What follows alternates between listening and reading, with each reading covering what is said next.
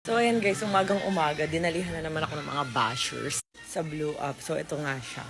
So nag-post kasi ako ng picture ko na ito. So sabi ko 25 days postpartum body, mom of 2. So may tumatawa and chinek ko. So ito yung sabi, di halatang edit yung baywang mo madam, haha. Para edited kasi grabe yung kurba ng katawan. So ayan, i-video natin para makita nyo na legit talaga, na hindi edited. Diyos ko po, ano kung mag-edited Kim Kardashian bigla, gano'n. So, ayan, gagalaw-galaw tayo, para makita nyo na legit talaga. Ayan. Kakaloka kayo. Edited daw, Yan, dito tayo sa sala. Bakit ka natingin? Edited daw ni Korbahan ko daw.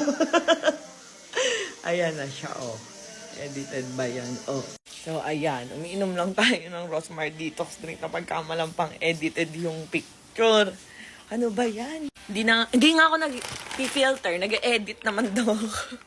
So, ayan. Kaya kung gusto nyo rin pumayat at kumurba, ayan, go for Rosmar Detox drink. Meron tayong choco, meron tayong lemon, lasang Nestito, meron tayong mango, and meron tayong coffee. So, ayan guys. Pwede ito sa mga lactating mommy kagaya ko, pero consult your ubi pa rin.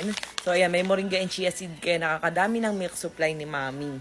Meron ditong glutathione na nakakaputi, collagen na nakaka-fresh and younger looking, and oral sunblock. Ayan. And may vitamin C rin to, kaya boost ng immune system. Tapos nakakakinis din siya, nakakaputi, nakaka-fresh.